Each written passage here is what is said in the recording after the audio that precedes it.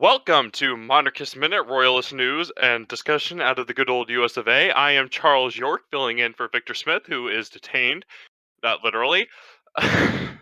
Otherwise occupied.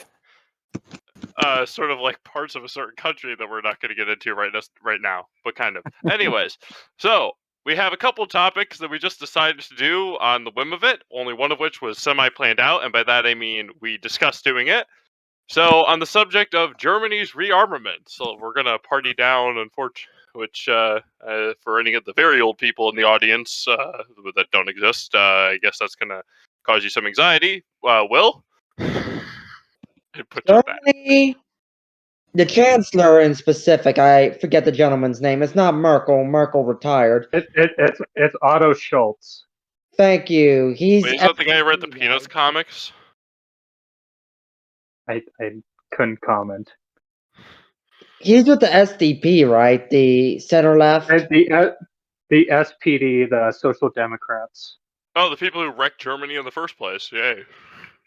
Yeah, I know, the ultimate German traitors. But anyway, and this is surprising considering it is the center left party. Germany will be pouring in $100 billion into rearming and expanding the Bundeswehr. Bundeswehr. Nervous Polish noises.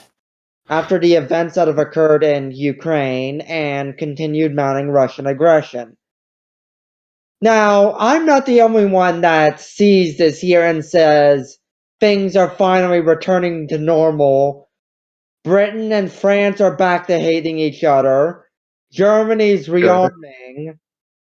The only thing we're waiting for now is, I don't know, the Tsar to come back.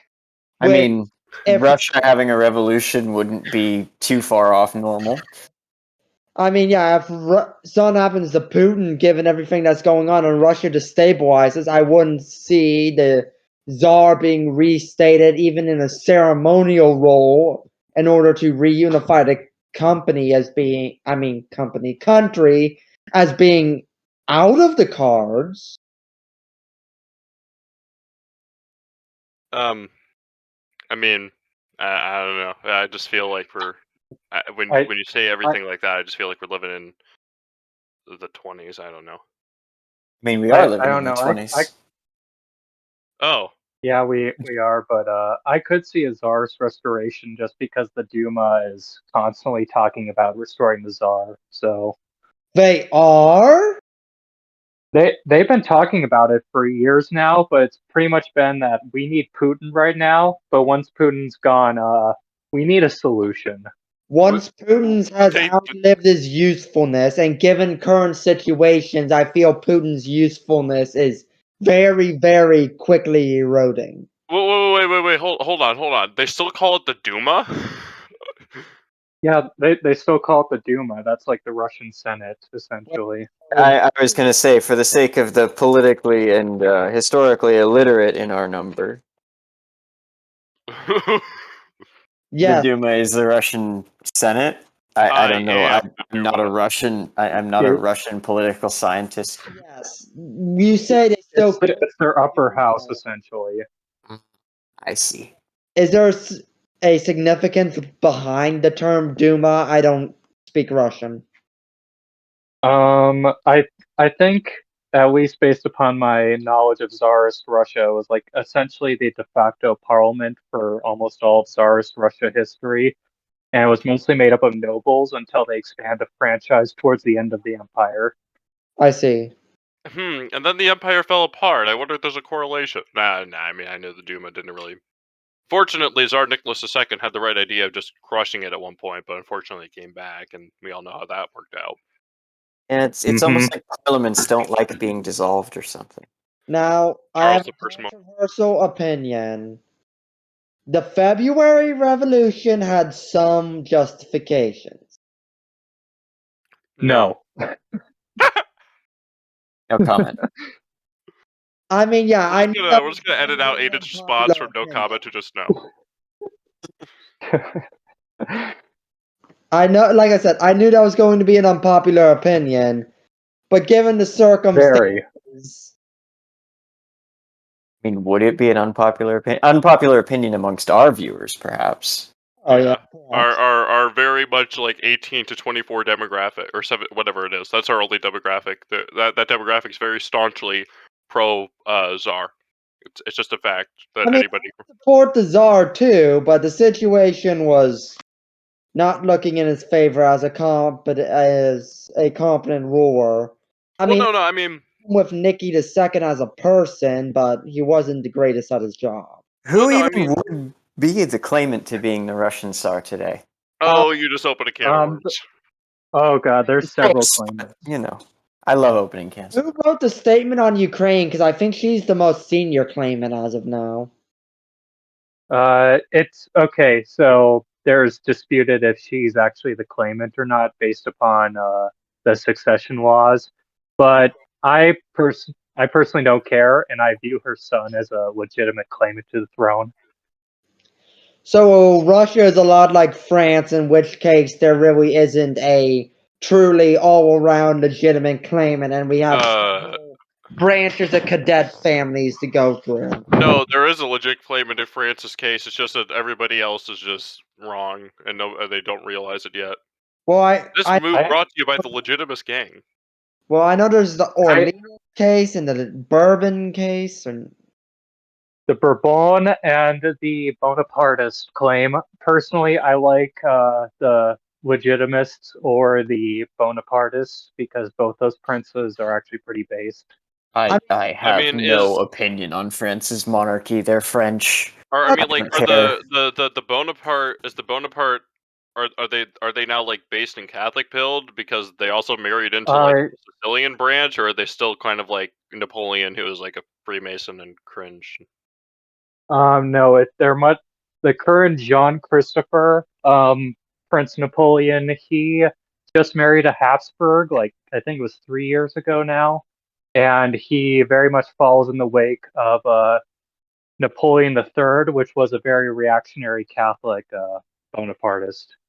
Napoleon III is one of the most underrated leaders of the 19th century. It's a shame that the Germans absolutely crushed him, which I would like to remind everyone here. That was considered a geopolitical upset. Nobody actually thought that the German Confederation would beat France. But Yeah, also Bismarck was anti-French. In fact, he even supported like radical left-wing groups in France to not have them restore the monarchy If after the Franco-Prussian War. if was it extra credits was to be trusted back before they got that new guy who did the stop normalizing Nazis thing. Well, apparently it's the same staff, whatever. Anyways, apparently the government of national defense or whoever was taking off after Napoleon III was captured.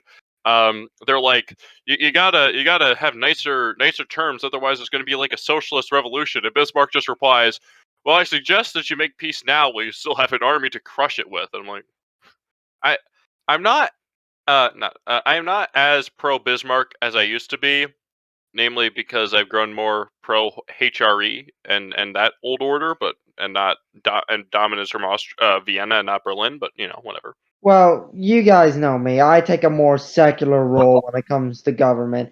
And honestly, I will stand on this hill and die on this hill. Napoleon III got done dirty. Oh no, I'm not saying he got done dirty. I Yeah. mean, he did give Mexico, he did help give Mexico its best period of peace or whatever when he well, not peace, but best period in history when he put in Emperor Maximilian, which if he had stayed in power would have been a very stabilizing influence on Latin America as opposed to our messing up of the joint. Has Mexico ever been stable?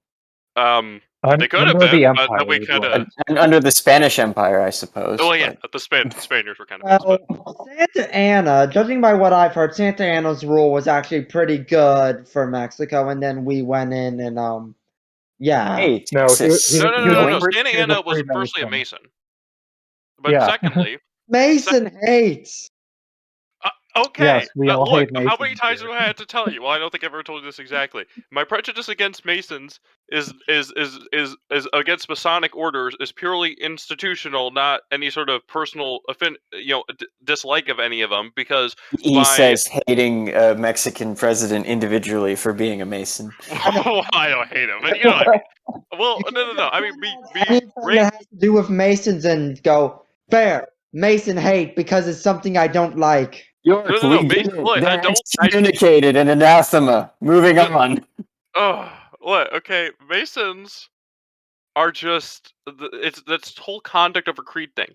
And actually, essentially, what I think it was either essentially Santa Anna cooed the Mexican government, or somehow he took over after the war started. So, like, shortly after the Mexican-American War started, Santa Anna just like pops back into power, and there was actually like a more conservative Catholic government in charge at the start of the war, and then Santa Anna just pops in and is like, yeah, I'm gonna totally win, and then Veracruz and all that. Which Veracruz, fun fact, if Wikipedia is to be believed, the summit of all knowledge, of mortal knowledge, Veracruz was the largest naval landing in history up until that point, with the very tiny U.S. Navy. So I don't know how that happened, but okay.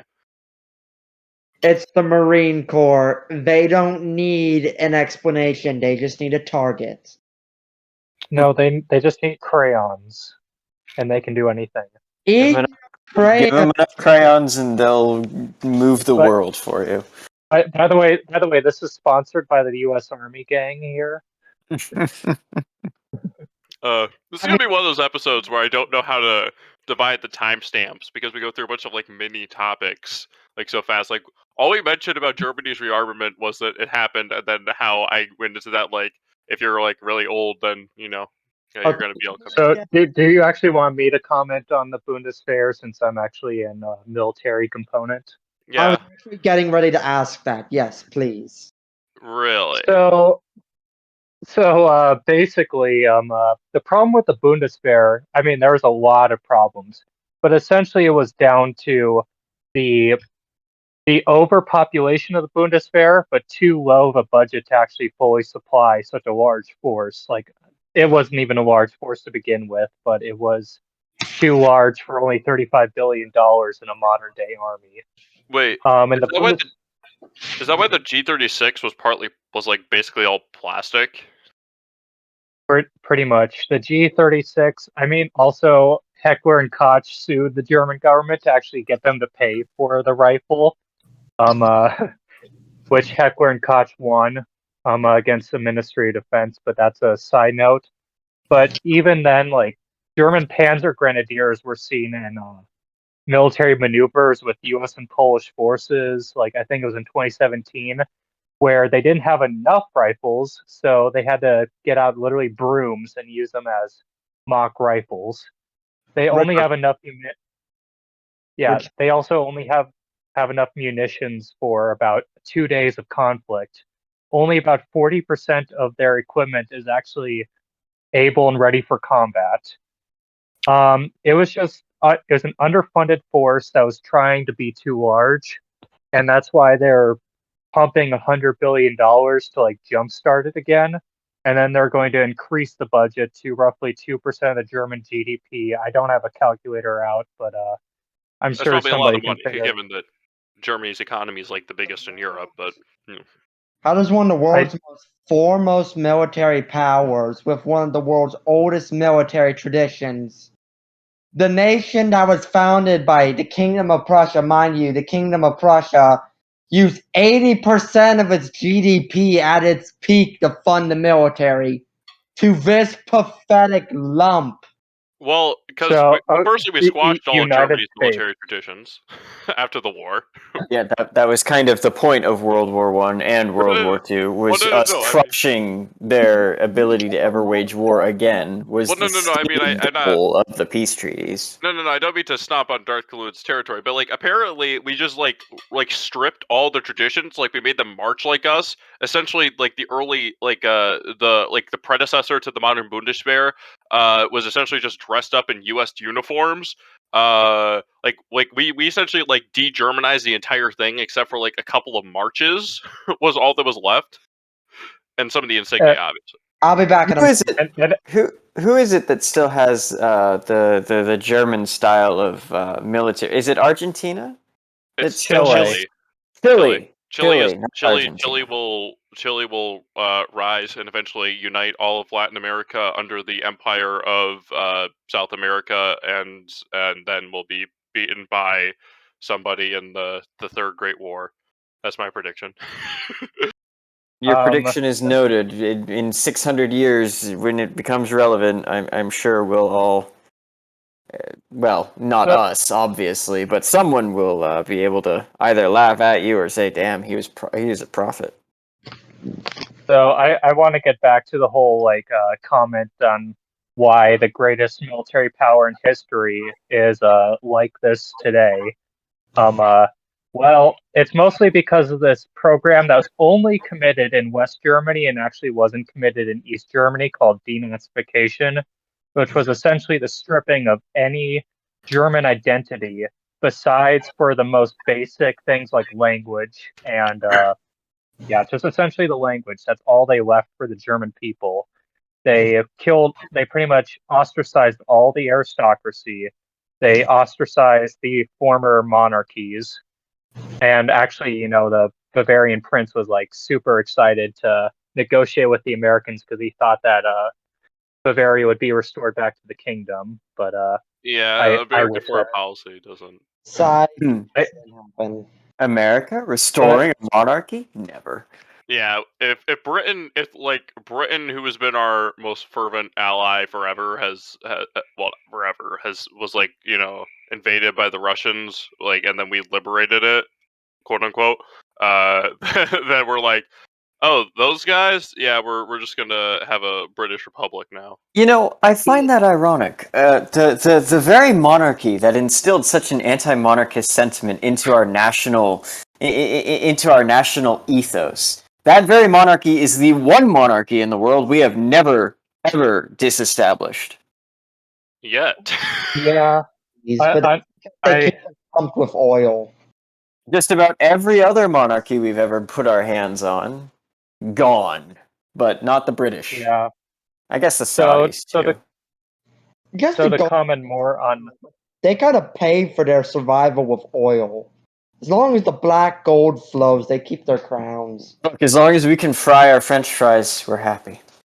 Okay. yeah, Now Derek gets this finish, and then we shut up. yeah. So going back to denazification, so they stripped everything, even down to just basic traditions. Like if a German ever emphasized that they had any national pride, any type, even left, right, or center, they were jailed, they were silenced, they were fined and penalized by this American puppet regime that we put up in Germany, which you did not actually see in East Germany at all. The DPR, the Democratic Republic of Germany, aka East Germany, they actually employed former Wehrmacht officers immediately into their army.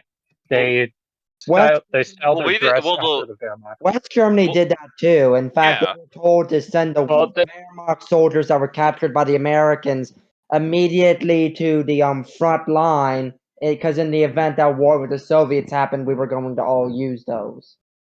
A lot. Well, they did, but also there was a lot of base reluctance, and they only took the German officers that voted for liberal parties before the war, and they only pretty much allowed them and only a few actual NSDAP member officers.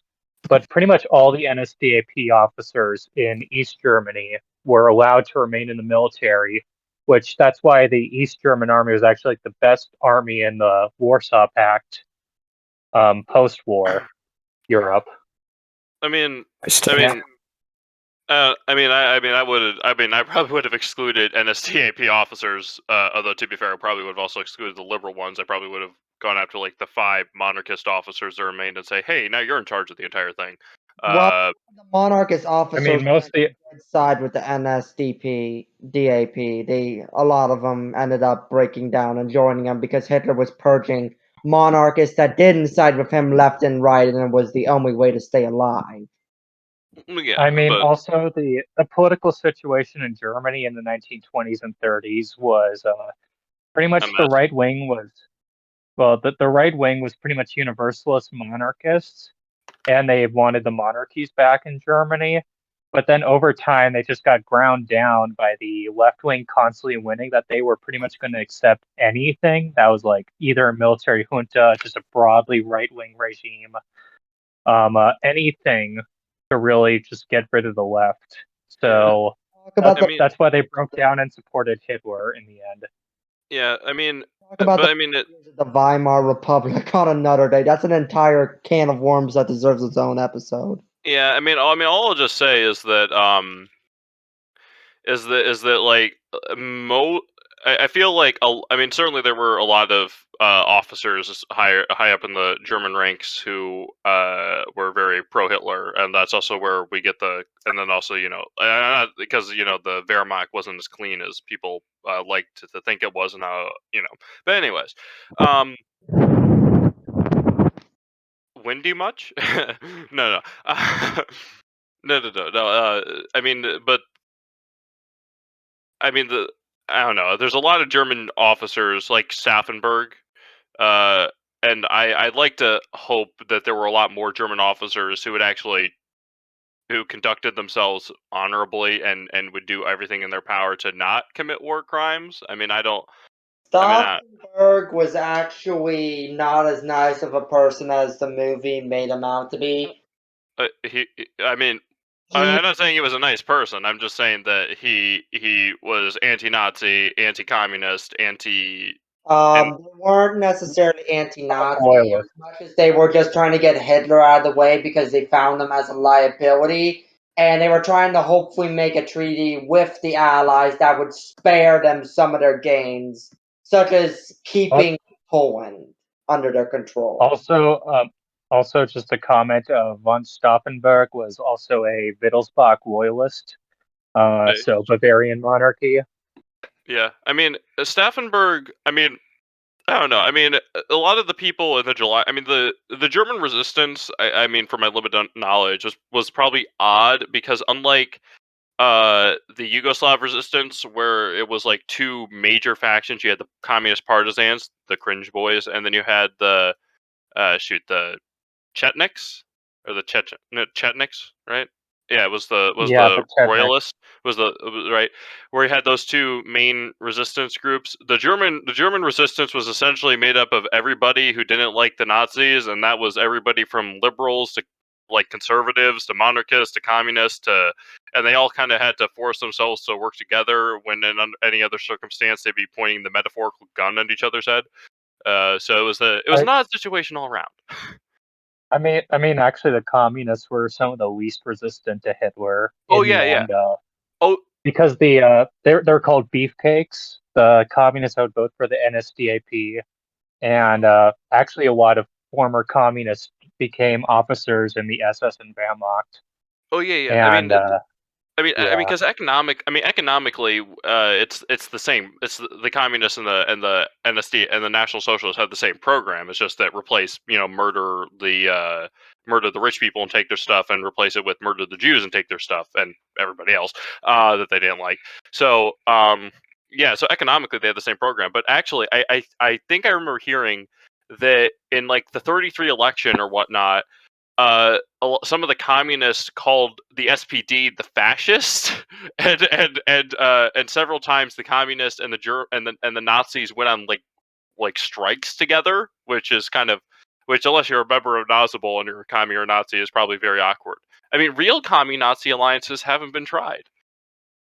I'm actually, if you ever learn about this Japanese politician named Asanuma, he was head of the Japanese Socialist Party after World War II.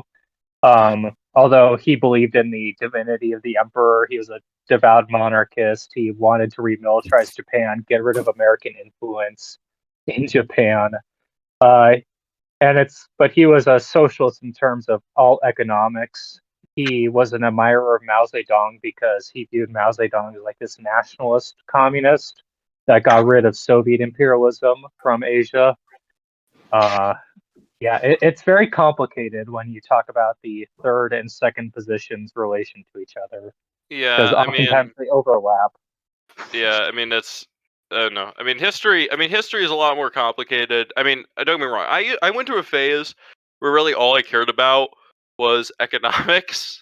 And that I thought, and I legitimately believe this for some reason. I don't know how I did, but I believe that legitimately, if you had a perfectly free market, that somehow it would morally self-correct. I have absolutely no Oh, idea why I believe All that. believe that. everyone's been through their libertarian Yeah, phase, I know. Charles. Libertarians are We just all had our PragerU phase.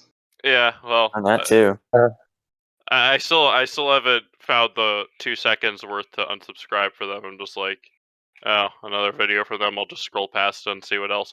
Oh, don't feel bad. I can't believe I haven't. Money to them, and now they keep bombarding me with text messages and emails. Oh, actually, quick public service announcement. If you went through that unironically supporting Donald Trump phrase, and you were subscribed to his emails, if you're trying to unsubscribe because he recently started, well, not he personally, but his team recently started to bombard you with messages, uh, don't prick the click. Don't pick the opt out of important campaign messages. Select the very last of those little link things where it's like change your subscription status, and that is what gets you unsubscribed. Not the opting out of important campaign messages and actually selecting all the people you want to unsubscribe from. This has been a quick public service announcement. Yes, get out of this mentality that you can just vote your way to a solution. Yeah, voting. Ugh, Cringe. democracy. Ugh. I'll, How is this? Any what How is else? this related to the Bundeswehr again? No idea. Any Uh, political system that puts evil next to good and says that the evil is just as viable an option as the good is inherently evil in and of itself. And then there's Yeah. the where both ones are crooks, and there is no good option. Hey, BOB, if we want to talk about the Bundeswehr a little bit more, the current heir to the German throne is still technically a reserve officer in the Bundeswehr. It's pretty nice.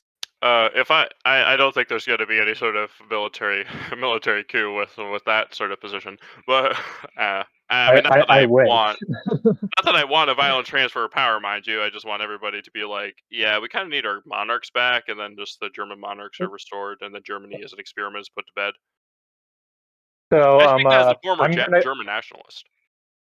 Really? yeah I'm as a Bavarian in exile. I'm still very much hoping that the Bundeswehr does just do a coup, because the reason why that also the federal government of Germany has just been opting out of increasing the German budget for so long has been because the only people that volunteer for the Bundeswehr are right wingers of like all stripes, whether it's like third positionists, whether it's monarchists, just regular nationalists, conservatives. They just know that they are not the type of people that they want running the nation. So they purposely underfunded them for so many years because they feared a coup, the Yeah. federal government. Not that I mean we don't want violent transfers of power, but if the German government would just like kindly be like we shouldn't exist anymore and then just dissolve itself, that would be great.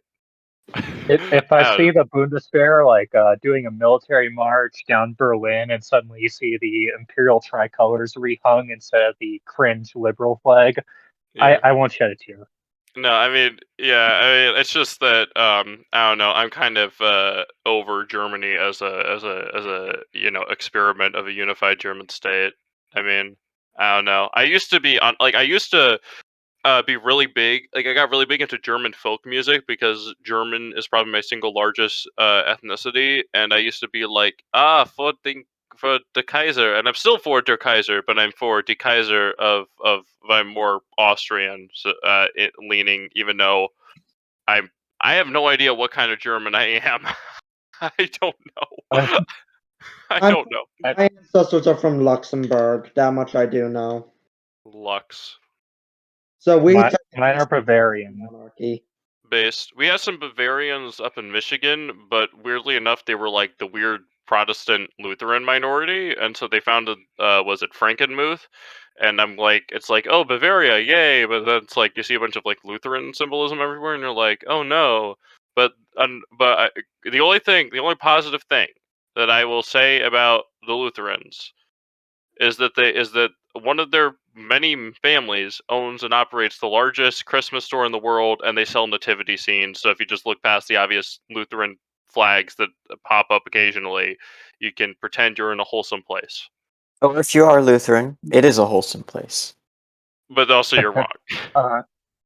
I unfortunately know. I'm actually converting this Bavarian Lutheran to Catholicism right now, Yeah. and I pretty much go through it by just being a fellow Bavarian. Although I'm on the Catholic side, the true Bavarian side, and I give him like a bunch of Wittelsbach symbolatry and tell him it's like, yes, this is our monarch, and he's like, oh, that's cool. You'll Also, never I'm guess making him what a he does. monarchist. No, I mean, Yeah.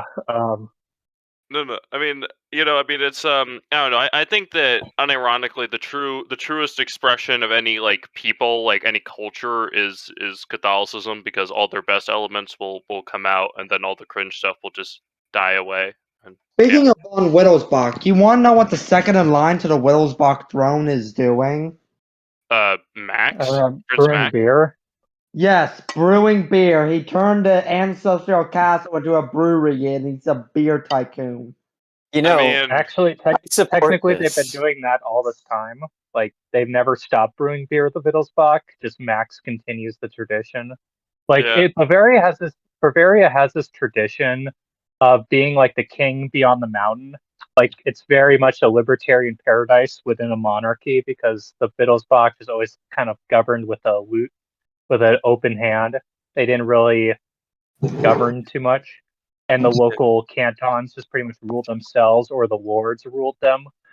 nice. And typically it's pretty just yeah, you don't really see any true like semblance of a modern state in the Bavarian mind frame, and they still have that mentality Yeah. I mean, today. Can we appreciate that the one law remaining from the monarchist era of Germany is the Bavarian purity law, and it is the sole reason German beer is as famous as it is? yeah. I mean, Yes. Bavaria. It's weird because I kind of hope that I am Bavarian, just because I like. I even had a flag of Bavaria, their intricate version, that I got at Frankenmuth, for $2.99. No. So because it's weird, because if I was Bavarian, that would also mean that I am simultaneously right now a Jacobite, and then my Jacobite lawful king is also the lawful king for my alleged Bavarian cousin. So that's kind of chill. Although uh, Hello, the succession Bavarian will eventually Empire. diverge, because Let's go. what? Being And of no German ancestry whatsoever, this is all quite fascinating to me. Well, I yeah, mean, Germany did some cool medical stuff like tuberculin. I mean, they did more than just tuberculin. Have you ever studied medical history? The germ theory comes from Germany Is that as why a they're called whole. germs? I actually don't know, but it's entirely because of Germany's medical advances in the 1800s that a lot of modern medicine exists. So, Frankly, the I hospitals in Germany were, and to an extent still are, world famous for their just how advanced they are. Oh, and to answer your that question, um Charles, Germany is called Germany after the Roman province name of it, which is Germania. Yeah, because I don't know. There's yeah like depending on who you are, there's like 150 different names and 150 different languages for Germany, Deutschland. so yeah to kind of keep on commenting on Germany, I yeah, what was I going to say? Oh, yeah.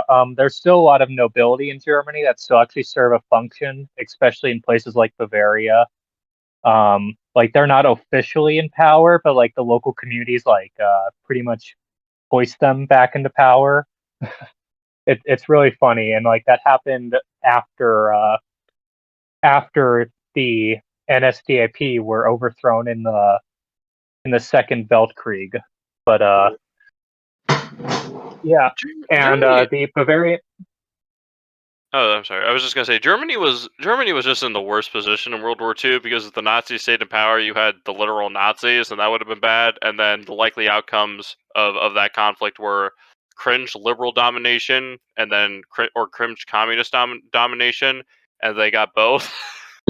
Now, say what you will, the Marshall Plan and the U.S. sphere of influence did Germany pretty well through the Well, 50s. materially, but did Not it do? spiritually. What did it Did it do do any good for the culturally? What did Germans? it do spiritually? Yeah, I mean, I mean, if the Marshall Plan came with like 100,000 Jesuits, back when the Jesuits were still by and large the base, then that would have been like, yay, Marshall Plan. But I mean, as it stands, I'm only like, yay, Marshall Plan because it prevented absolute destitute poverty. Secular and atheist state long before World War II or World War I ever happened. You can't blame that on the Marshall I'm Plan. not blaming it on the it Marshall was Plan. I'm depending just saying on that Protestantism, but that's a whole other I, debate.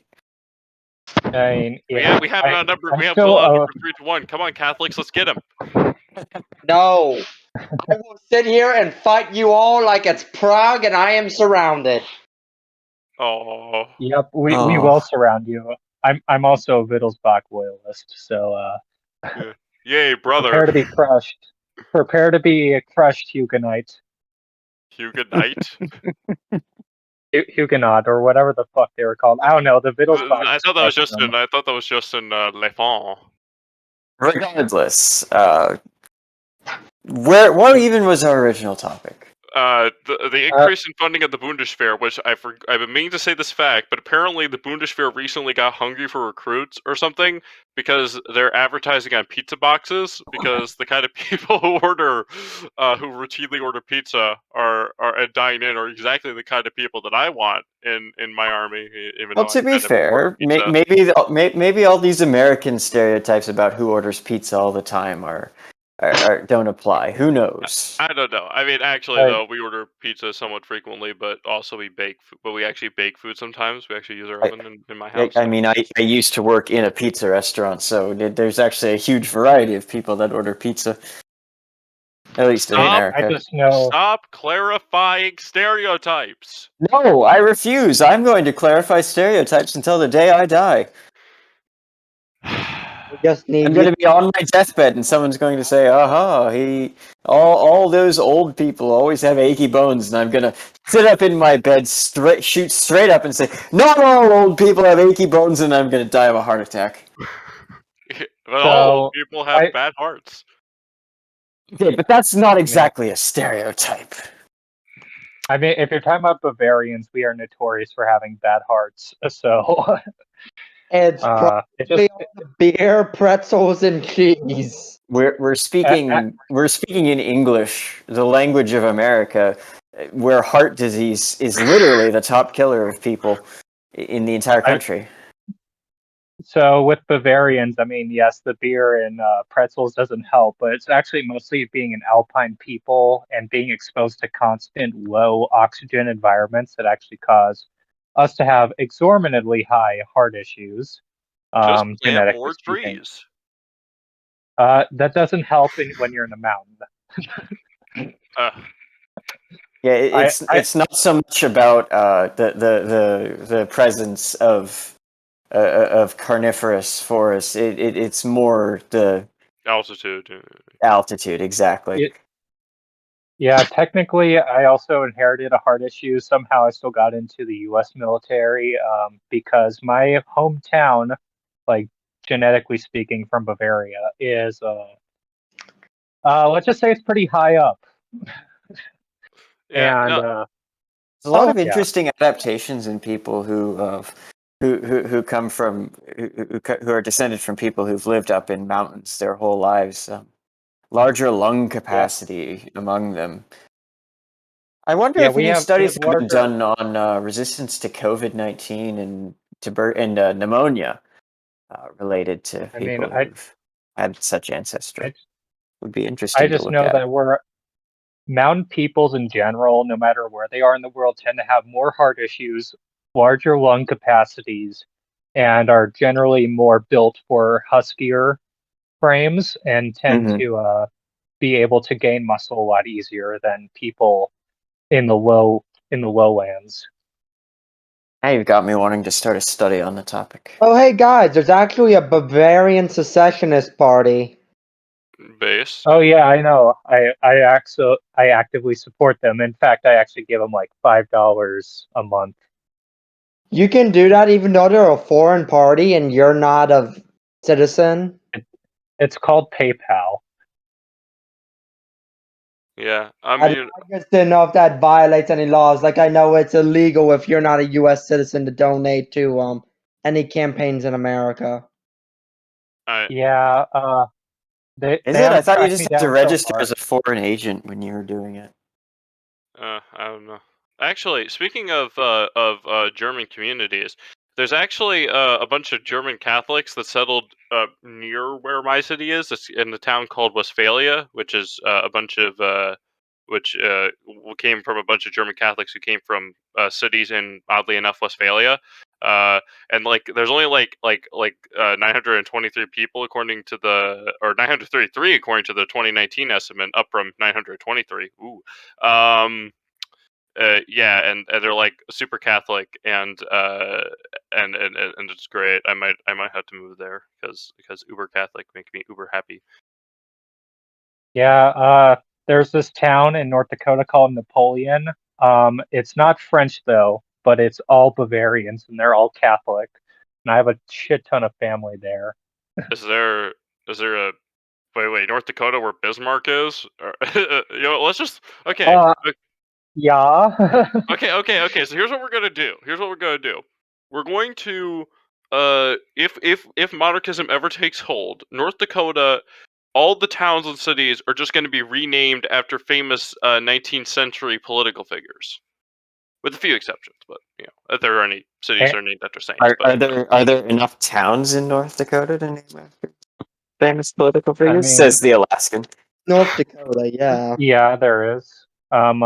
Generally, I mean, I grew up in North Dakota, specifically in the town Dickinson, not to dox myself, but yeah, we have this small town mentality where we have a bunch of scattered towns that were essentially put along the railroad lines as like Mhm. these hubs, or along the small roads that were put up for travelers that were coming in. So we have like these towns with like one bar and maybe like 20 to 30 people. Of course, we have towns bigger than that, but it generally created a community of a lot of small towns scattered everywhere. based on local community build. Yeah, and each town was also organized based upon the immigrant population that was coming in. So if a bunch of Lutherans were coming in, they established a town and put all the Lutherans there. And then if the Catholics were coming in, then they put all the Catholics in the next town over. And then they just kept on doing that. So like every town was pretty much like mono-religious, except for big towns like Dickinson, Bismarck, Fargo, Grand Forks, Minot. Well, that would save you money Uh, on building churches, yes, Although because you only they need one did that mostly. denomination per town. Yeah, and they mostly did that because most of those immigrants were coming over in the 1870s, and let's just say tensions were still high amongst Lutherans and Catholics, and pretty much most of the people coming over were Norwegians or Germans at the Ah, time. yeah, Norway. Literally, on this topic, I actually can provide insight on Norway a little bit more than I can on Germany. Maybe I'll actually get to talk this episode. Maybe. but Aiden. Do we want to talk about literally the huskiest, biggest monarch in Europe, King Haakon, I think is his name, of Norway? I got no idea. he seems Uh, like a nice guy, though. Anyways, let Aiden speak about what he knows about I, that land I, the land of oil rigs. the land of oil rig. Yeah, no, you can insert a bunch of jokes here about how I'm from lands of fjords and ice. Does Alaska have fjords? Yeah, Southeast Alaska is basically like all fjord. Oh, that part. Yeah, The part where the capital is, where Juneau is, where I grew up. Yeah, it's all fjord down there. Oh, Yeah. isn't that the part that And looks like it looks like that's the about it. Alaskans made a march to the coast and then just like Good stole thing that the bit of Vikings Yukon never and figured British out how to Columbia? get to Yeah, the basically. Pacific. Because if they had found Alaska, there would be no letting them leave. Who? Oh, there's a ton of Norwegian immigrants that came to. I mean, look at me. There's a ton of Norwegian immigrants that came to Alaska over the Then how are years. you I Catholic? wonder And why. I'm Catholic because my mother's dad was, or my mother's mom was English. Okay. So how are you Catholic? No, I know. Still not connecting the dots. I mean, come on, man, you're a Jacobite, and you're asking how an Englishman No, can it's be a joke. I Catholic. know there was the Oxford movement that led to the revival of Catholicism in England in the 1800s, and like the 0.1% of Catholics finally could come Don't out of forget hiding. about anti-disestablishmentarianism. What? Do you not know what anti-disestablishmentarianism is? I know it's a very long word, and I know it's about disestablishing something, and it's It's about the anti-disestablishing. disestablishment of the Catholic Church in England. The disestablishment. Yes, the people who Ew. are against its disestablishment. But anyways, Too back many double negatives. Okay. That's where the word comes from. Yeah. Okay. back to small town talk and religion in small towns. The first street in my city actually was a main street. It was the street that runs perpendicular to it, and it is Church Street. And there's like 8 churches on this road that takes up 3 city blocks. Sounds Yeah. about right. We have in my town, which Victor blurted out for some Even reason. 2 Methodist churches. We don't have just one Methodist church. We have 2 within like 3 or 4 blocks of each other. Is there like a Methodist schism in town over No, the something? one part of United Methodist Church, one's older than the other, I think. I don't know. All I know is, and you're going to be sad to hear this, the Catholic Church, which is St. Mary's, is one of the less attended churches in town, and the Catholic school is considered so poorly equipped and so poorly funded that even the city school was better funded. Oh, well, we gotta get Catholic some. schools across the entire nation are actually pretty underfunded. Yeah, well, I mean, there's in my town we also have it's literally called Church Street, but there's a Catholic church. We have St. Matthew's. It's very beautiful, sells its altar rail. And then there's some Presbyterian and Episcopalian churches, I think, which look very nice on the outside. But then I think the Episcopalian church has a gay whatever on its lawn. I'm like, oh, it's one of those. Now that I think about it, oh, it's one of those. Anyway, Very big on its Lutheran churches and very big on its Methodist churches. And the reason we have so many Lutheran churches is because all the German immigrants stopped here. Yeah. In my hometown, it's actually like the complete opposite, where the German Catholics established like the best Catholic schools in pretty much that area, and they have like a massive establishment. Like they have Catholic elementary schools, 3 of them, and then they have one massive Catholic high school that all the Catholic elementary schools send their kids to afterwards. yeah, we had the. And they Oh, Our let's go finish. ahead. school Oh yeah, actually yeah. So like no, we had that in my area. Originally, all the elementary schools, Catholic elementary schools in my area were also the high schools, but then they decided to merge them all into one Uber high school, and yeah. So I mean, it's pretty chill. I'm going through that system myself, but yeah, Catholic schools used to be the necessity of Catholic schools used to be felt by people, but now people just send their kids to Catholic school because better than public, and yeah, so you got a lot of like Protestants sending their kids to Catholic schools these days because school was so poorly funded they actually got rid of their high school. They only do K-8 now. oof. That's depressing. I only went to Catholic school in 2nd grade. Now that I look back on it, I actually wish I did more years in Catholic school, but And you probably at the weren't.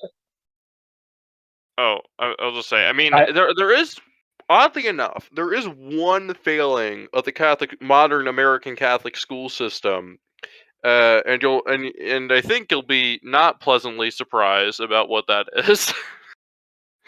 Come on, take a guess. I mean, I used to go to one, so it would be unfair if I made a guess. Okay, come on, make a guess. Come on. Guess what's lacking in at least the two I went to, general. Now that I think about it. Oh, you're talking about not something else then. not enough monks. Yeah, not enough. I mean, that's probably close. No, Yeah. faith formation is the big thing that's lacking in American Catholic schools. Yeah, And exactly. catechesis. Yeah, no. Very poor. I was taught that purgatory was just the place that you went to if you had unconfessed venial sins, and then it was over. I wasn't taught that purgatory is the place you go for the sins that you've committed and were forgiven of, and also I guess the ones that the venial sins you didn't You weren't confess. taught that it was temporary? What? Okay, so You what? weren't taught that it was temporary at all? Sorry.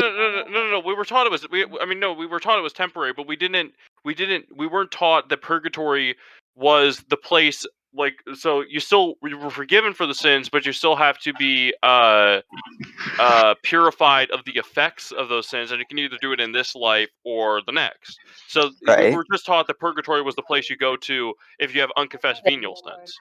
What is Oh. So guys, start self-flagellizing, guys. Self what? What is the difference between? Start self. Go ahead. Well, we'll ask this question. What? What is the difference between mortal and venial sins? Because I know a Catholics make the distinction, but I never understood the distinction. I just always figured sin. Mortal sins are sins. I'll answer this because I'm the chaplain. Yeah, that makes Mortal sins are sins that are so egregious that if you die with the stain of them on your soul still, you will go to hell. They include and encompass the 7 deadly sins. I mean, that's why they're called the 7 deadly sins. But they're generally seen as worse than venial sins. And the distinction isn't in the action that's actually committed so much as it is in the culpability and the circumstances of the sin is what differentiates it most of the time, venial versus mortal. So, for example, if you were to steal a poor widow's last bit of food because you happened to be hungry on a Saturday night, even though you had money, that would be probably a mortal sin. As compared to some poor man who steals from some rich man some loaves of bread because he wants to feed his family, that would probably be a venial sin. Yeah, and Is the distinction. Yeah, and there's a lot of sins that are mortal that a lot of people wouldn't think are mortal or even venial, and just to lift off the most uncomfortable ones. So if you haven't had the talk yet, then just like skip forward like 20 seconds. Although given our demographics, probably everybody knows what I'm I talking was about. gonna say, how many 5-year-olds are? Should we talk about cooking? I don't know. Anyway, so it's so watching pornography, masturbation, premarital sex, Well, I'll all push that back stuff is mortal. in the masturbation section because it is a well-established fact that habits can reduce the gravity of. But basically, that's the difference. It's a difference in gravity, not a difference in what the if you're actual actually sin addicted, is. if you're addicted, then then the severity is reduced. But if you're not addicted, then you're fully culpable. The mortality of it. It's also the ignorance factor. So if you're ignorant of a sin, you're not culpable for it generally. Yeah. Yeah. Through ignorance. Unless it like if it was like unless it was but if it was ignorance like of willful ignorance intentional. where you thought like this may be a sin and then you didn't look it up even though you had the means to do so. Have to pardon me if you hear some spraying. I'm cooking bread in the background. Or not cooking, baking. Yes, technical vocabulary. Anyway. Also, people that are worried about sin, don't be scrupulous about it. If you think it's a sin, still confess it to your confessor, and don't overly ponder it because then it may mess with your mind too much. Yeah, scrupulosity is is definitely the thing I struggle with. It's like apparently there's like this meme of on r/Catholic memes, which I gave up Reddit for Lent, so I ain't gonna be seeing any much of those for the next 40 days or whatever. But it was like it's like over scrupulous people when they might just have maybe or whatever committed a venial sin. At this very moment, you are in a delicate balance between life and death. Yeah, that's Yeah. me. That's me all the Anyway, time. Will, does that answer your question? Yes, it does. Thank you. And Yeah. we have a question, I presume. Oh, okay. Out of curiosity, does addiction reduce culpability somewhat? Yes. So, like, if you are, let's say that moving away from the uber, uh, like use stuff and moving away to the slightly less use stuff. If you're a drug addict and you're legitimately trying to get off the stuff, right? But you're addicted and you still like do it because you're addicted and you like can't fight it, then your culpability is reduced. And the same thing with those add like addictions and I guess other addictions in Sin, general. sin is very much dictated by circumstance in a lot of situations. Yeah. And it almost always is. I'd probably say 99% of the time. Although that's a guess I by mean, there me. are things which are always sins, but your culpability for sin is the big issue. Yeah, so I mean, there's a lot of like, because in order for it to be a mortal sin, or in order to be I think culpable of it being a mortal sin, you have to You have to know it's a sin, and you have to do it anyway.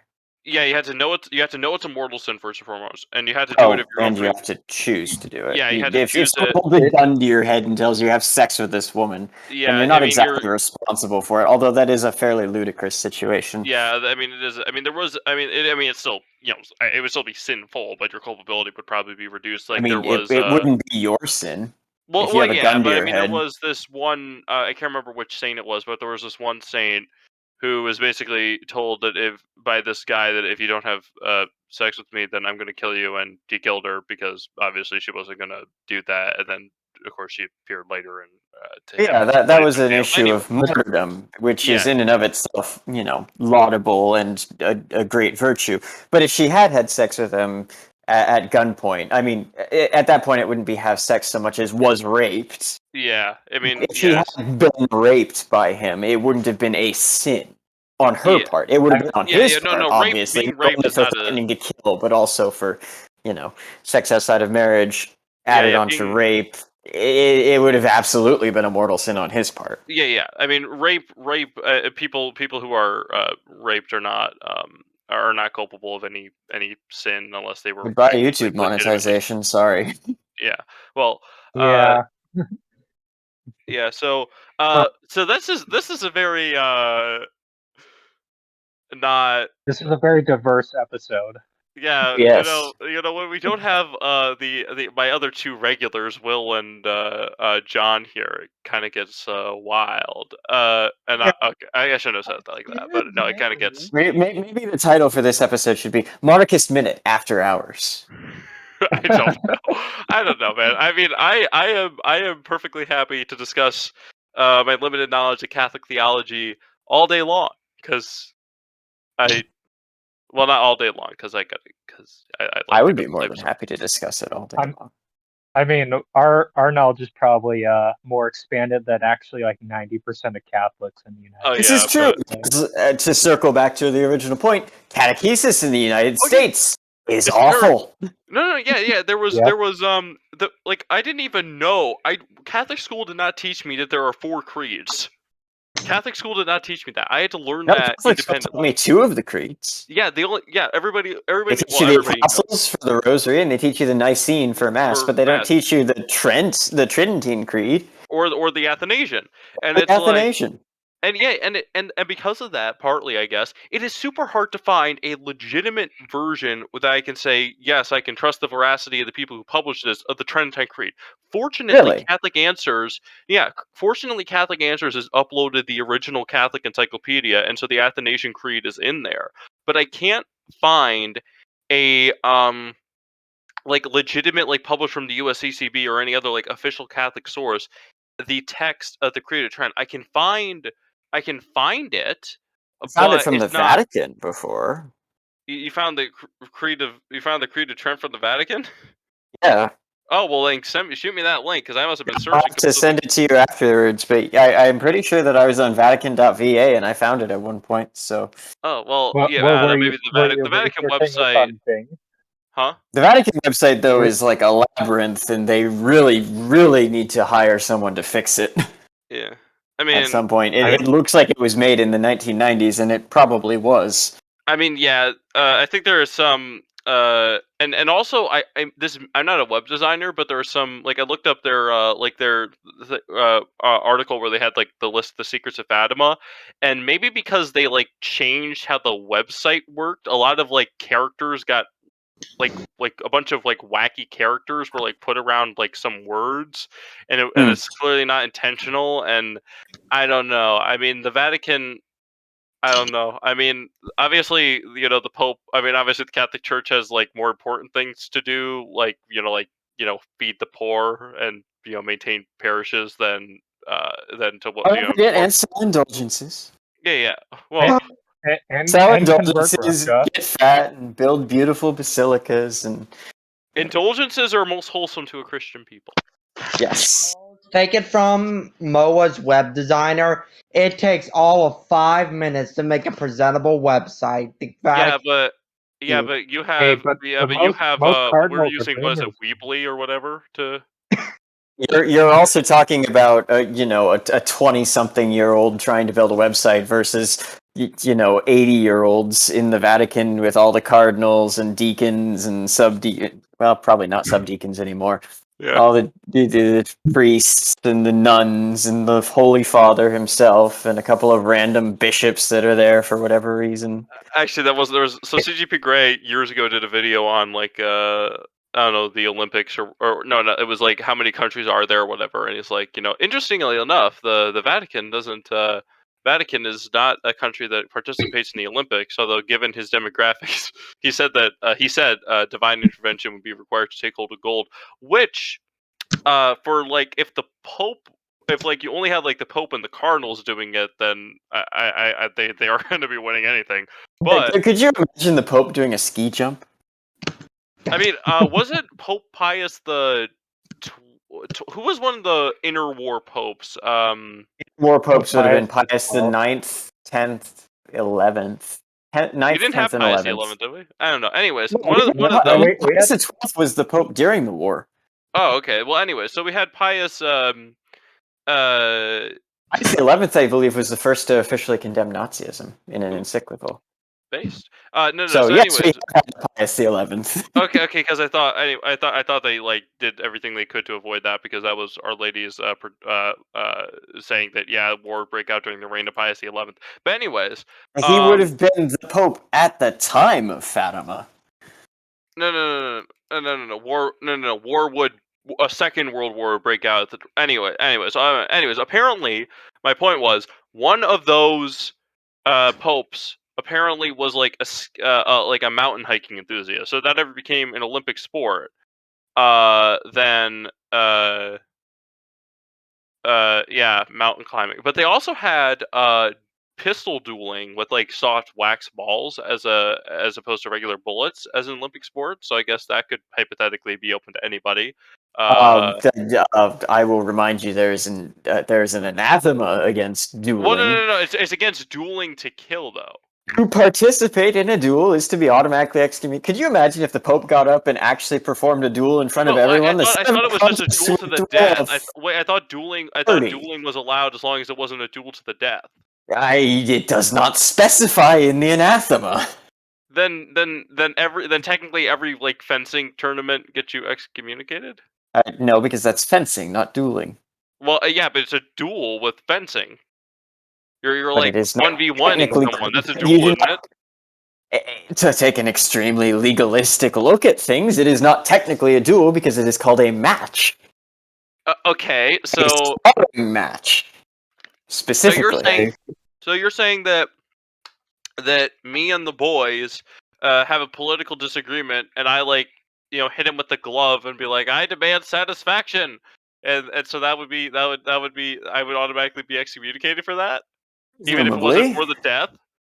I mean, if you were going to actually go duel with him, Presumably, I don't know. I'm not you should probably contact An your actual local theologian, 'cause I do ordinary know- and ask him what his opinion is, because it's his duty to apply excommunications, not mine. I don't know. Well, actually, there was in the For book the reason on I become your bishop, it's not going to come up.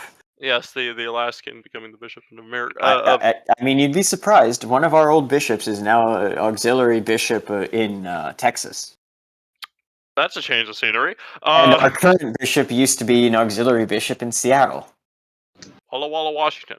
No, but anyways, on the subject of dueling, there's this book that will probably be like Purgatory Explained by the Lies and Legends of the Saints. And there was a person, a nobleman or whatever, who dueled, and he appeared, but because of the intercession of Our Lady, he made an act of perfect contrition before death, and he appeared to, I can't remember which saint it was, but I think, but he's like, yeah, the act merited damnation, but thanks to the intervention of Our Lady, I was, but I think his punishment was to suffer in purgatory until the day of the last judgment, unless masses were said for him and such, but or prayers and such. Yeah. So to all those Protestants that don't read Second Maccabees, yeah, praying for the dead is required. Yeah. So Not anyway. Don't worry. What? Second Maccabees? What's that? Well, oh, what's that, guys? Is that like in the Bible? I don't know. Catholics don't read the Bible. Bible into your podcast moment. Anyways, yeah. What is this Lambda stream? What? I joke no, about you that, but in Catholic school, we rarely read the Bible. Yeah, we read. I mean, we did it in my freshman year. Was like going through like the Old and the New Testament, so we read parts of the Bible for that, obviously, and then I think now I don't. Now maybe one of the reasons why is because there's a lot of stuff in the Bible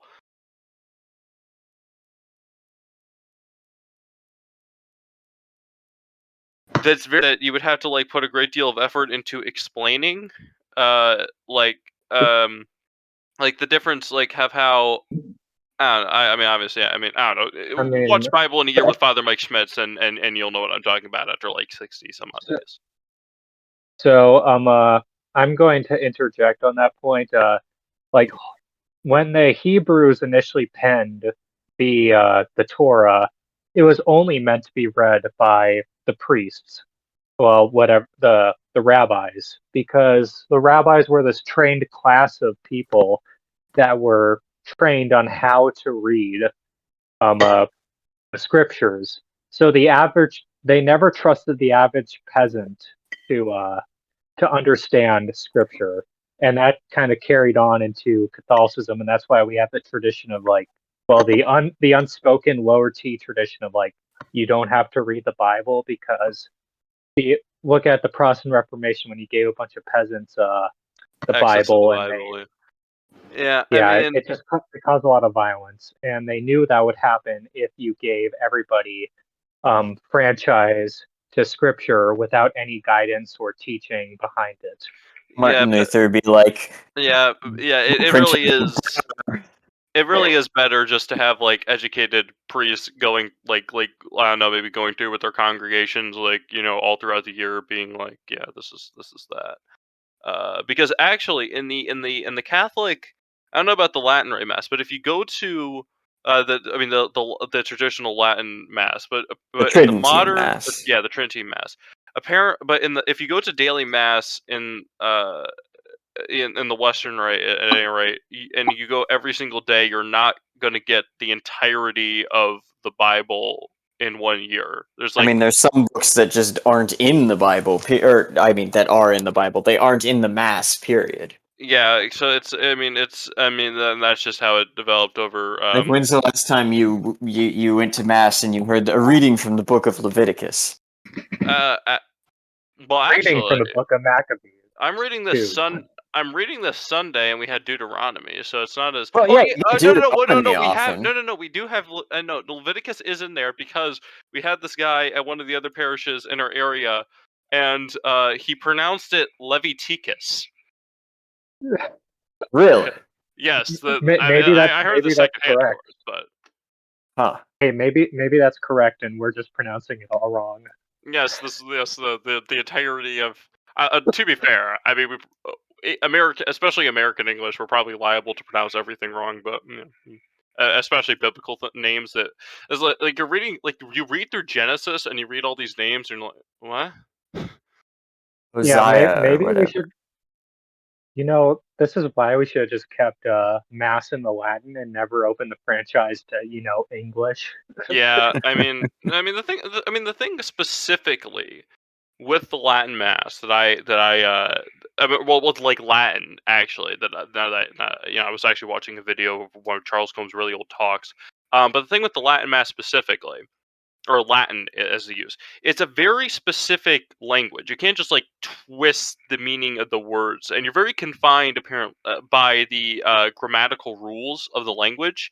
Whereas in English, we could sort of like twist the words to suit however, including in some poetry, you'll imply to actually like um, change the Oh, uh, and we just lost. well, we just lost Will. Okay, he'll be back soon enough, I suspect. But anyways, you can change the bother.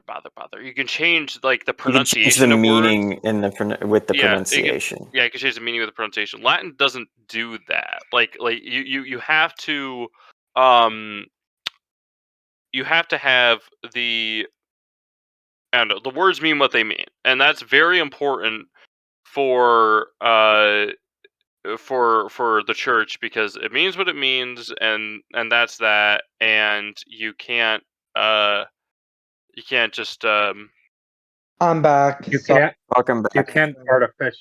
Yeah, welcome back. You can't artificially change the meaning just by tonal changes. By changing up certain words and pronunciations. That's a thing you can do in English. It's also a thing in German is kind of like Latin, where German is a very literal language, and you typically have like one word has one meaning, and you can't pronounce it differently to change the meaning. yeah it's Which that's why Germans are very good engineers, is because they have a very mathematical and literal language, and why they also have like no jokes in their language. I mean Really? I'm pretty sure that I've heard a lot of Germans with a good sense of humor. I mean, I'm joking with that one, but Ah, German, German German, humor. one of them. from someone who does speak German, well, was learning German, you're not wrong about everything being very, very, very painfully literal. yeah, I also studied German, and I'm like, I can generally listen to a German guy and understand what he's talking about, but if you ask me to like talk back to him, I'm gonna be very basic in German. But on the issue of sola scriptura, as a Protestant, I must weigh in and say it does have its benefits. But yes, there are problems with it. I'm not going to say that the Protestant Church and the Protestant movement is perfect. Another religion, a non-Christian religion that has a similar problem is Islam. In Islam, there isn't an established clergy. It's all about personal relationship with the divine. And so when we talk about Sharia in Islamic law, it's actually a common law. It's not a set theological law, but it's basically a common law that is set by different philosophers, different speakers, and different preachers over years and years and years, and varies incredibly based off of culture. And that's why there's so many issues with extremism and niche and rogue factions rising up in Islam because there isn't central authority in Islam to dictate doctrine. That's also what happened Yeah, with Protestantism. That is what he said. To comment on Islam, just briefly, you'll see this in Islamic countries. They won't have, well, except for like in certain occasions, you will have a Sharia judge, but most of the time, instead, you have a Sharia council, where the Council of Muslims will determine if it violates Sharia law, and they'll have a debate amongst each other if it does or not.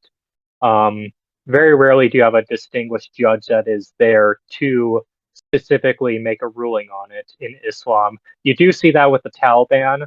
They actually implement Sharia judges, but in most other countries they have Sharia councils. And the last time they actually had any like central theocratic position was with the Caliph, and that was the Ottoman Sultan. And before that, the I think it last was caliph was the Ottoman Sultan. Yeah, the last caliph was, and that's why you also see without a central caliph anymore.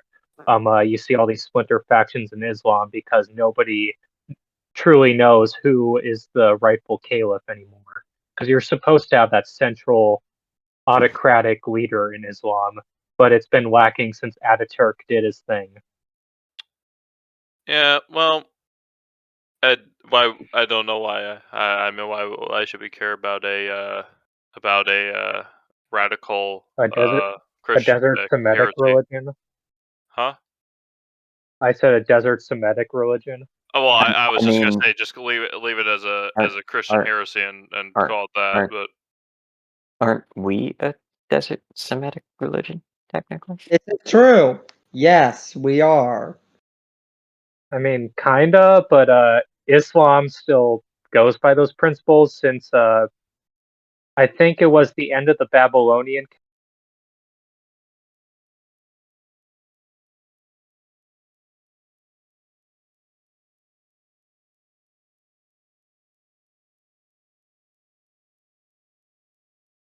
Caliphate. I I mean, mean, you can.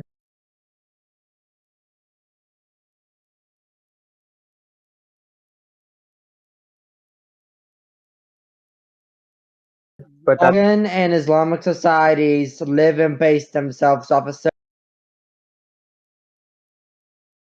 privileges. Christian world bases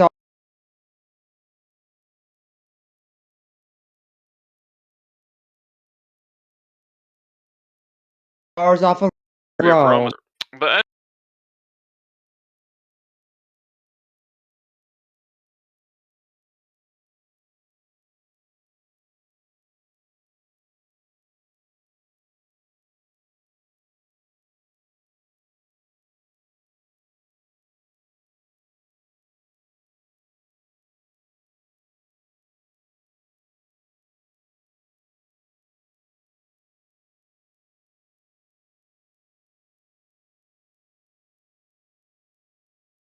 yeah, Russia Paul still was ever upset at the fact that he couldn't be crucified like the Lord because he was a Roman or like citizen. Peter. He had to be beheaded martyrdom is instead. martyrdom. There was the I mean, there was like the English Wait, since when were Romans not allowed to crucify Roman citizens? That Romans was couldn't actually crucify overruled.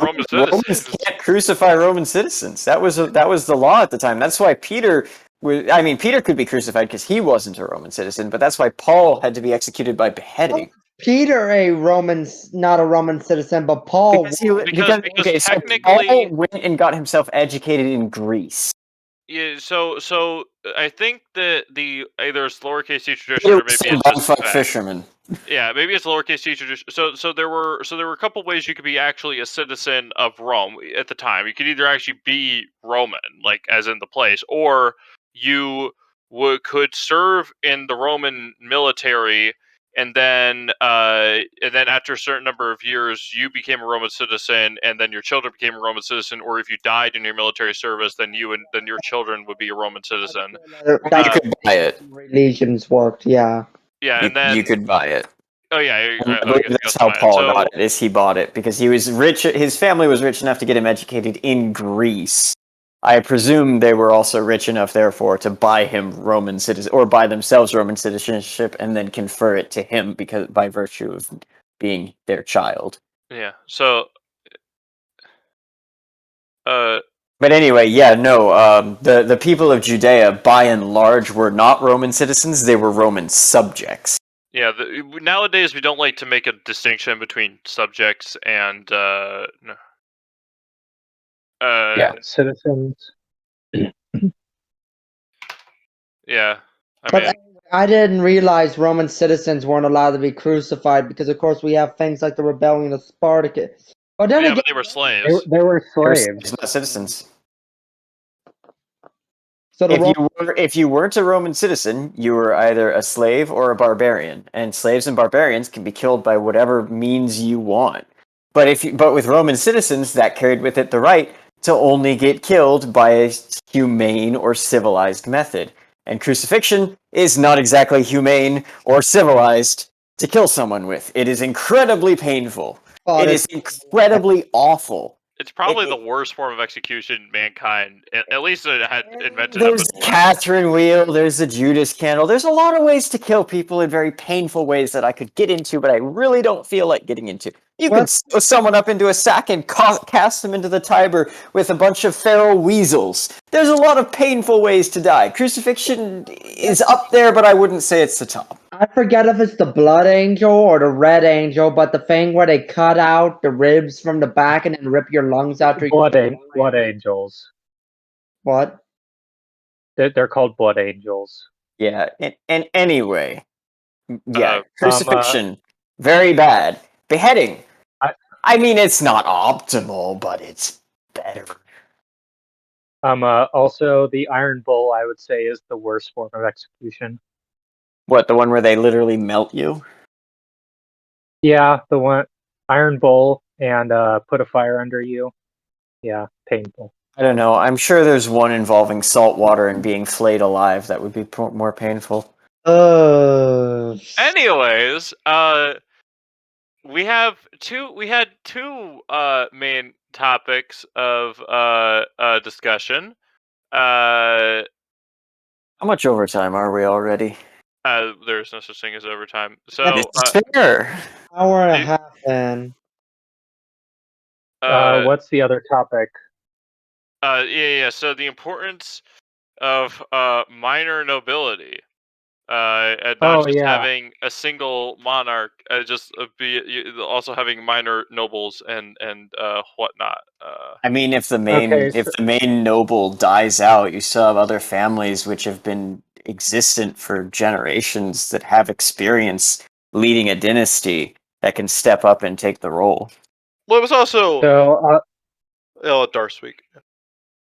I'll make a comment as a very well-versed member of the lower nobility of Bavaria, even though we technically don't exist. Technically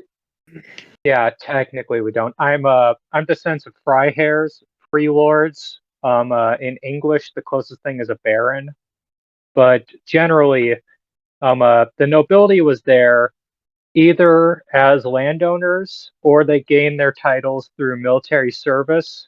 And typically, the lower nobility is meant to serve the function of the officer class in the kingdom, to be called up to lead their local militias, or in the terms of a national army, be the ranking officers in charge of units. Typically, that's why they were better educated.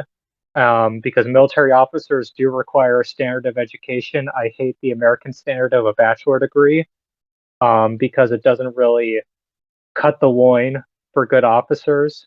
Back in the day, it was you had to be able to run an estate, you had to be able to govern your own territory, you had to be able to pass judgment upon your own citizens. And it was through this criteria you developed a very well-versed military leadership class. And that's typically the function of lower nobility in any society.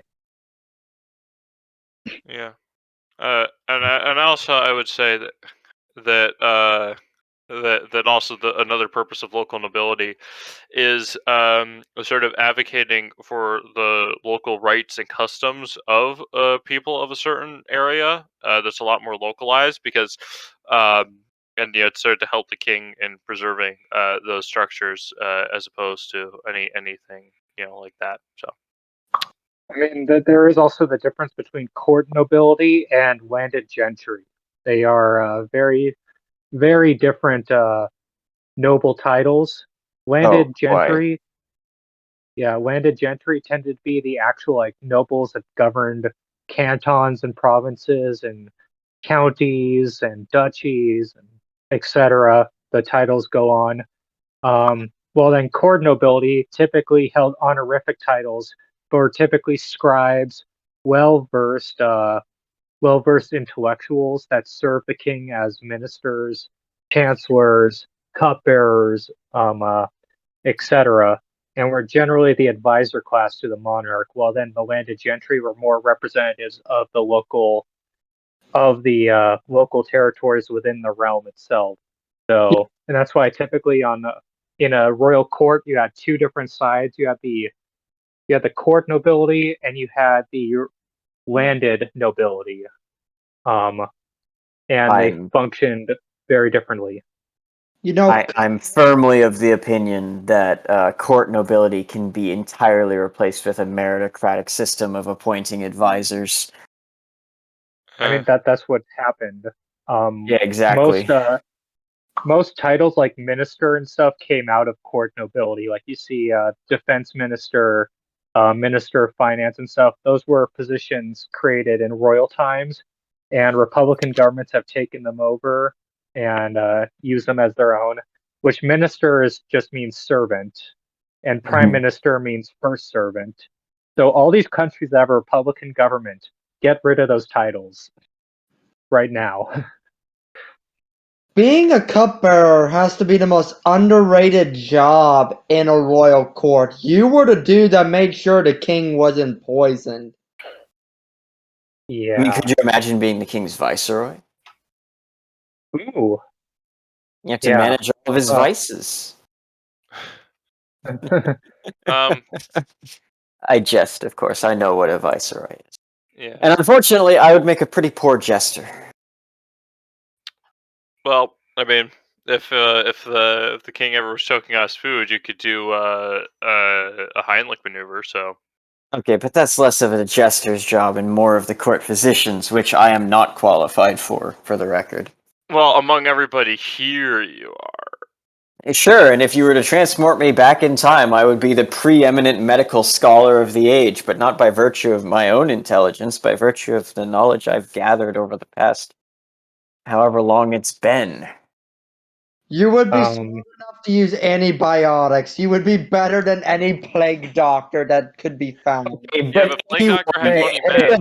In this call, heck, anyone who listens to this video is probably intelligent enough to be thrown back in time to like the era of Constantine and be an appropriate doctor for the time. Yeah, but plague master. Even knowing what germ theory puts you ahead of the curve. Hey, I'm actually a trained combat lifesaver in the U.S. Army, so I could patch up bullet wounds, even though those wouldn't exist in Constantine's time. There you go. Well, to prove your utility, you'll have to invent the firearm, and then so lesson it'll be useful. Here. Build time machine. Take a first aid kit. Travel back to medieval times. Profit. I mean, if you're going to go back in time, take the recipe with you for penicillin. Go back to Justinian's realm, Justinian the first of Byzantium, and fucking the bubonic plague is ridiculously weak to antibiotics and has never and as far as I'm aware, it doesn't really have a lot of antibiotic resistance even today. Teach him how to make penicillin, prevent the Black Plague from crippling the Byzantine Empire's population, and Justinian could have reformed it. Oh. Yeah. Also, just get all those monks to start making it. Like, teach them, and then spread it through the monasteries. I mean, it's really easy to make penicillin if you know what you're doing. All you have to do is get bread to get a little moldy in the right way. Yeah, I'm just saying the monks are exactly. It's not like monks are very short on bread or beer to work with. And now the pharmaceutical companies are going to go after us for. Oh, it's just penicillin. Oh, for the record, take none of what I am saying here as medical advice for how to treat your own conditions. Please do not try this at home. People are stupid enough to do it sometimes. They end up in the hospital. Doctors get really mad at them. Do not be that person, please. Yeah, Yeah, the nurses had to take it out. It's not altruism. It's just a matter of self-preservation. I want to make another point quoting. Well, I'm not going to quite quote. I'm going to paraphrase Julius Evola on aristocracy and nobility, because he was let's just say he got way too much into esoteric knowledge, but he also coupled that with an understanding of castes and different classes of people, and he typically it was typical in history that the nobility were also the partially associated with being serving a religious function. Typically, they were the priests in their town too, along with being the military officer class. It was a combination of the warrior and the priest, and that's what made the aristocracy be a thing in most places like Rome. People forget this about Rome, but in the early days of Roman mythology, the aristocracy were quote unquote descendants of the gods, and they fulfilled the purpose of being the priestly caste along with being the officer class, and that's why Roman legions would follow senators into any sort of battle, no matter if it would be a complete slaughter or not, because the aristocracy were divinely inspired and the Senate was divine because it was ruled by the aristocracy. So that's just a little comment on aristocracy that isn't really pertinent today in a Christian society, but was very pertinent in most early societies before the advent of Christendom. Does anyone want to move it over to a Q&A, or do we have anything else to say on lesser nobilities? I mean, like I said earlier, with lesser nobilities, it gives you a larger array of experienced people to lead a nation should the unthinkable happen and your entire royal family line die out. The other benefit, I suppose, to minor nobility is if you were to do a system of electors and have an elective monarchy from amongst numerous minor families, like in, Elective say, monarchy. HRE. The only problem, if I may be in opposition to extended nobility, is you start to see issues like what we saw in France before the French Revolution, where the extended nobility, if too much faith is put into them, absent nobles can absolutely wreck your nation. And this also, I guess, happened in Russia too, where the nobility basically becomes a hindrance on the monarchy as well as an asset because it prevents the monarchy from doing things that might be necessary but not in the interest of the nobility. I mean, this is a common occurrence in history where actually, like, the monarch and the peasantry have more interest together than the monarch and the aristocracy. Like you saw that in figures like Caesar, like he was essentially like the first Roman emperor, even though he was just dictator for life. But he had more in common with There's the an well, yes, there was an argument to be made for him to be the first Roman emperor. Speaking of which, how is everyone doing tonight? Sorry for my tardiness. I was at a soccer game freezing my buns off. Was the State of the Union discussed? Rewarm them up slowly, Victor. yeah. No, we're not discussing those things. We're discussing the Bundeswehr and nobility, and then we got off into tangents. Yeah, it's a lot more Okay. free flowing without. A lot less I mean, interrupted. yeah. What was I getting at? Oh yeah. Also, like, if you're talking about Louis XIV in France, he was kind of the same situation as Caesar, where he had more in common with the plebeians than he did the populare. The populare is like another term for nobility. It was a term that the Romans used. And you typically saw that amongst most monarchs throughout history. And the nobility typically tried to overthrow the monarchy whenever they start drifting over to supporting the plebeians or the peasants or whatever the hell you want to call the lower strata.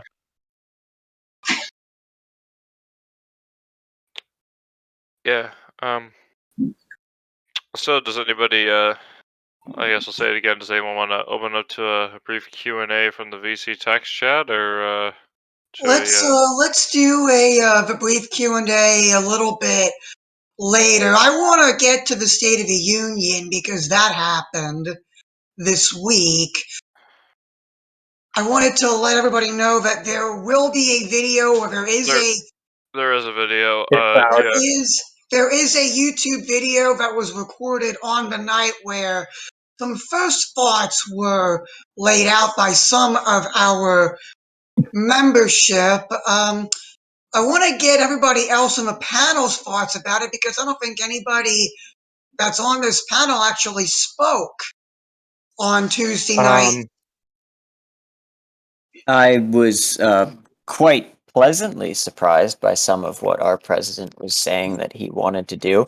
I think it was quite funny that he decided to parrot about half of Trump's platform. I do find it somewhat concerning that he didn't state anything about the actual State of the Union, but only promises for what he was going to do in the future. I think that speaks more volumes than anything else he could have said. I think Biden was surprisingly charismatic, which is unusual because usually he's seen as this babbling buffoon, but other than a few occasional gaffes, he actually carried himself quite well. Yeah, So, and Lauren Boebert did not exactly cover herself in glory on Tuesday night when she heckled him. That I remember hearing the shock in the room when that happened, and it was like it was not a good look for Miss Boebert. And then Marjorie Taylor Greene gave an alternate response. We'll get to the different responses in a minute. Marjorie Taylor Greene, the State of the Union, I felt that was more the state of Ukraine or the state of the European Union than the state of our own nation. I just want to make a comment on that. We support the Iranian people of Ukraine. Yeah. Of course. Iran, Ukraine, what's the difference? there is a wide Another country that isn't ours that we're sending a bunch of military money to. I'd say there is a wide chasm of difference. Anyway, did anybody catch the GOP response delivered by Iowa Governor Kim Reynolds? I didn't care to finish it. I finished Biden's speech and then turned it off. Yeah, I'm much of a similar disposition to our glorious Vice Chancellor here, I'm afraid.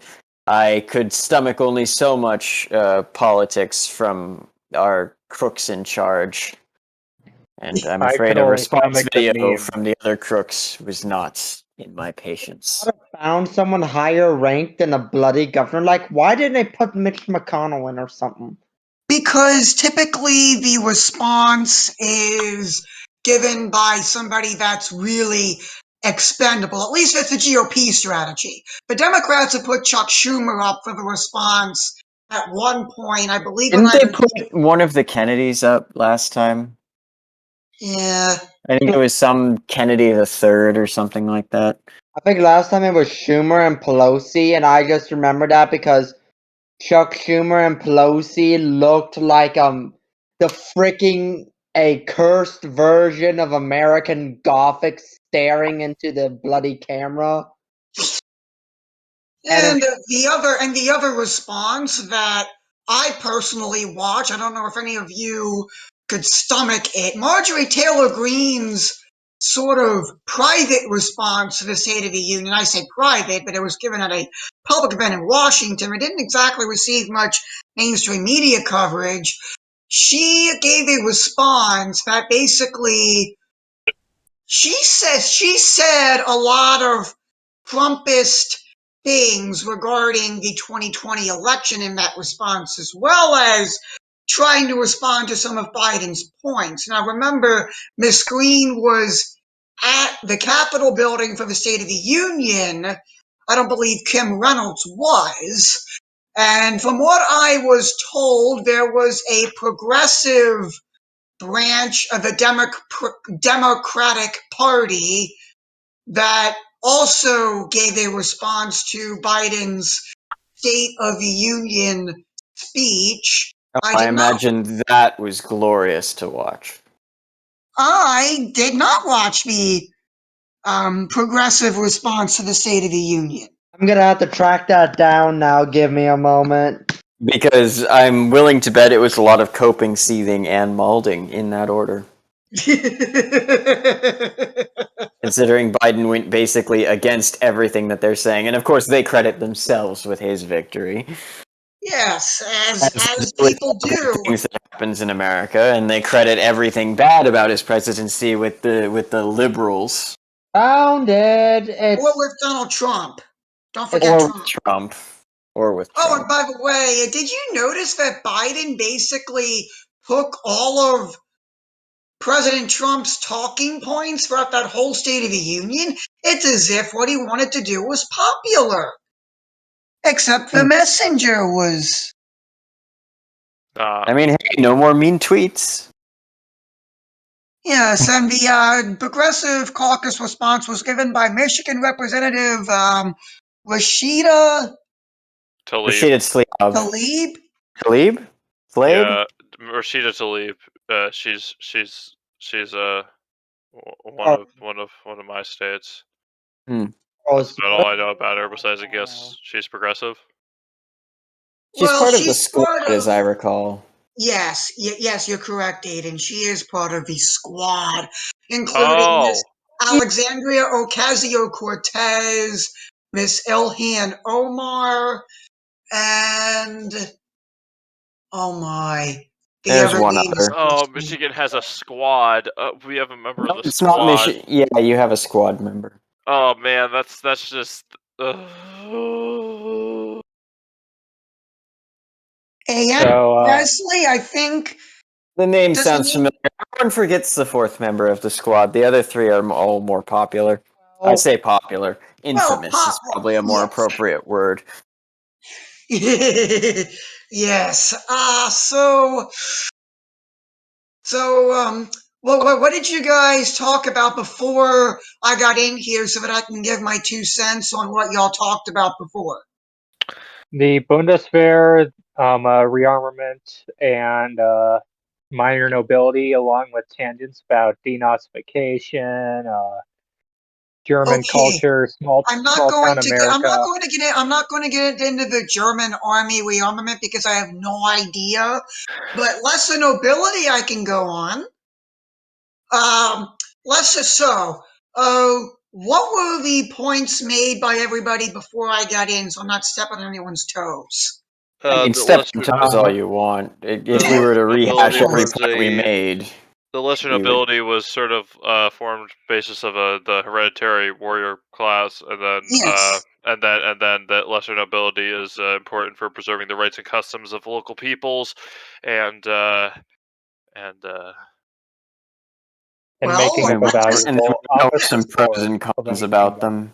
Yes, there are some pros and cons about lesser nobility. There is an argument that can be made. I would not personally make this argument myself, but there is an argument to be made that the lesser nobility could probably be given based off of merit by the monarch each time that a lesser noble died, and is not replaced by their child, which hereditary. I think, quite frank, kind of lay dumb. Yeah, that is a little stupid, but hey, we've got to engage with every single argument that's out there, and that only makes us stronger. lesser local nobility should probably be selected according to whatever tradition of the local populace exists, be that Correct. some form of Which, tanistry, or be that some form of election, or be that primogeniture.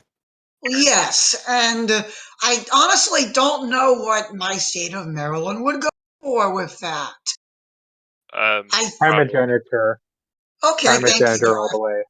Thank you, Darth. Thank you very much. And I think that local customs are very important. For example, the custom of Juneteenth in Texas is a local custom. It is a local custom that got essentially shipped out to the nation last year. And I'm not saying that Juneteenth is not something that should be forgotten or Juneteenth shouldn't be celebrated at all. It should be greatly celebrated in the state of Texas because that is what Juneteenth commemorates, the reading of the Emancipation Proclamation in the state of Texas. I believe it was the last state to have. I believe Texas was the last state to receive the proclamation. No comment. Besides, I hate Republican holidays. Replace them with Saint Feast days, guys. Well, yes, I would agree with replacing it with Saint Feast days. I'm fine with Especially, continuing to well, celebrate Independence Day. I'm sorry. I would be fine with still celebrating Independence Day. Reject Independence Day. Embrace not that. Well, Embrace well, vague day where we eat hamburgers. Embrace Christopher Columbus Day. Yes, Christopher Columbus National Holiday. Yeah. Speaking He's of, still technically a servant of God. So, anyways. speaking but of, I would speaking remind you of my heritage. let's get off of Columbus and let's go to another thing that's coming up. March 17th is St. Patrick's Day. St. Patrick was the patron of Ireland. March 19th, which is a Saturday this year, is St. Joseph's Day. St. Joseph, I believe, is ranked as a solemnity in the Catholic calendar. His Wait, feast is I thought that was like a couple months ago. It was Saint Joseph's feast day. And no, Joseph has more than one, as far as I'm aware. yes, he has more than one. Where is Saint Joseph a Worker is May 1st. The actual solemnity of Saint Joseph is March 19th. Where's His Royal Highness the Duke of Meath? If we're going to be discussing St. Patrick's Day, I would wish for the rightful Prince of Ireland to be among us. Mogus. Well, he is not. He is not not listening here. to our. That is unfortunate. He is not listening. Otherwise, I would invite him up here. Anyway, so what saints' feast days should be the sort of holidays that also double as these saints' feast days that double as basically a secular holiday where you also get a day off of work, Christmas exempted. Saint Elizabeth Ann Seton. Saint Michael for any military days. Okay, St. Elizabeth Ann Seton, and Aiden, memory serves, she was the first canonized American, like United States American. Right, and I was actually going. You celebrate her. You beat me to it, and I was going to ask you to clarify for our audience who she was. She was a nun, or a religious sister, not a nun, a member of the Sisters of Charity Federation. She was an educator and was responsible for founding a lot of parochial schools. Correct, and I believe there is a Mother Seton house here in Baltimore. There is a church in Anchorage, Alaska, actually, St. Elizabeth Ann Seton, which has attached to it a Catholic primary school. What Isn't that wonderful? I wish all the best to the administrators and the students and faculty at that particular school. And the Although, alumni, including yes, and the myself. alumni, of course. I can't forget about the alumni. That's probably the most important group of the school, other than the faculty and students. So in other words, it's the least important group of the school because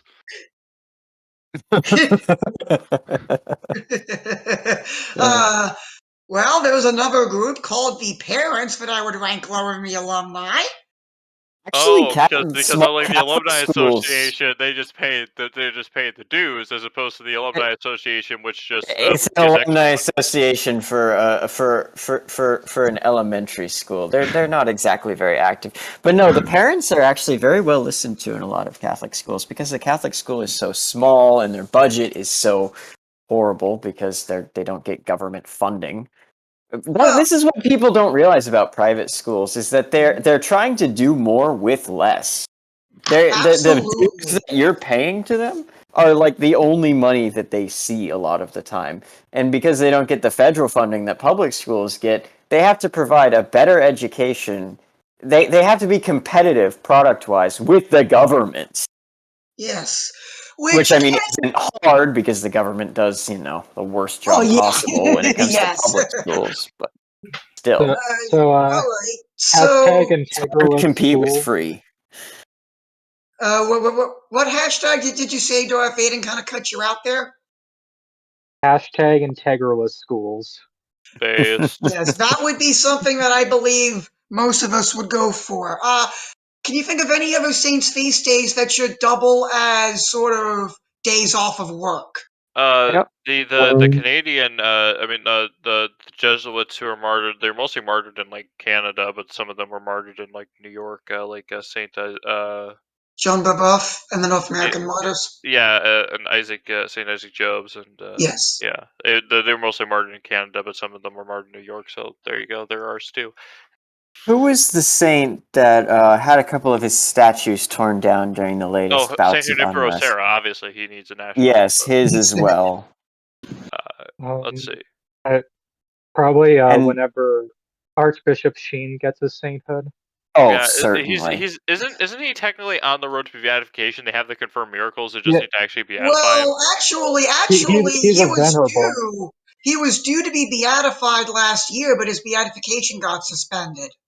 because COVID or No, because of other reasons. oh Hmm. those What? if okay if But the miracle is there, he's obviously up in heaven. So just do the beatification already. Yeah, but he allegedly knew about some of the abuses that were And happening. I thought that was already disproven, but okay. Yeah, it Okay, so was. oh all god, right, another one. I would say all of the following: St. George's Day, St. Andrew's Day, St. David's Day, St. Patrick's Day, St. Joseph's Day, and we'll add on the patrons of France, St. Boniface, and the patron of Spain. you know this is going to be an Orthodox one, but Tsar Nicholas II's feast day. I mean, if we ever have Uh, reunion with, if the Orthodox ever if reunite and with only Rome, if and only if Moscow reunites with Rome, then I would I mean, consider but but we could do it for the Orthodox, the 1% of Orthodox in the United the States. one, yeah, the the 1%. 1%, You the know, How one many? if How many percent. of that? How many of that 1% are Russian Orthodox? I Isn't there think like roughly half. yeah? Isn't you there like know if they ever promote the Right Reverend Friar and Servant of God, Fray Bartolome de las Casas, to the position of sainthood, I would say his holiday should his holy Of day should course. also be celebrated. yeah? Well, with the Russian Orthodox, I think, and correct me if I'm wrong, if anybody knows better, but I think how it works is that when Orthodox move to a new country, whoever got there first, they're under the jurisdiction of that patriarch, and only that patriarch can acknowledge and create a new patriarchy. So the Russians Orthodox and the Greek Orthodox have this big fight over who got here first. So if the Greek Orthodox got here first, then Constantinople would have the ability to create a separate Orthodox American patriarchy, whereas if the Russians got there first, then the Russians would be able to create the separate Greek or separate Russian a separate American patriarchy, which so there's this whole fight over that because Moscow and Constantinople haven't been on good terms for a few centuries because Yes. the Ottoman. I vote Moscow. And it's about to be a three-way fight because once the feminists figure out they're trying to establish patriarchies, it'll be all. Age 15, Oh, abolish the patriarchy. Age 17, there is no patriarchy. Age 19, restore the patriarchy. Anyway, so anything, and for those of you that may not know, St. George is a patron of England, St. David's the patron of Wales, and St. Andrew's a patron of Scotland. And of course, as I said before, St. Patrick's patron of Ireland. I blanked on who the patron of France is. St. Boniface is Saint Denis. Saint Denis. Saint Denis. Okay, yeah, so St. Denis's Day for France. His holy day should be celebrated here, as well as St. Boniface, patron of Germany, and Saint. I thought Joan of Arc was the patron saint of France. No. She's There just are multiples. she's the most well known, but technically it's Saint Denis, Saint Denis, So, which is Saint of Germany. it's Saint. Saint Boniface. The saint of yeah. Germany is Saint Boniface. The saint of Spain, I don't know. It might be Saint James. So also just for like local custom, because we're all big on local customs, whenever your state starts hunting season, you host a feast for Saint Hubert. Type his name in. Type his name in. I can't because I'm on my phone and my That's mic fine. will stop working if I do that. But Okay, so Saint. Okay, so what's his name again? Hubert, I think. Hubert. Is that right? I believe so. I believe that's how it's pronounced. Like there's different spellings based on the language. I only know it because in Bavaria he's still very well revered. Because well, it's a big hunting culture down there. Also, he is the saint famous for seeing the deer with the cross in between the antlers. Nice. And that's where bread just got out of the Jägermeister oven. gets their symbol. Yeah. All right, and now I believe we should. I'm going to ask a particular question in a certain text chat, but we'll do a Q&A session in VC text chat for those of you that are listening to the podcast live. Ask your questions and we will get to them. I'm afraid I have to dip out at this point, so Of good course. timing on that. God bless everyone. Thank you all for having me. I'll see you guys later. Okay, so now there's Yeah. down to 3. Okay. Great. Okay.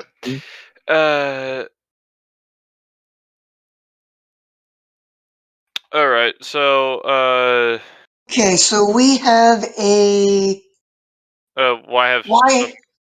Why? Because well, the question for the YouTube audience is why have so many foreign saints feast days for us?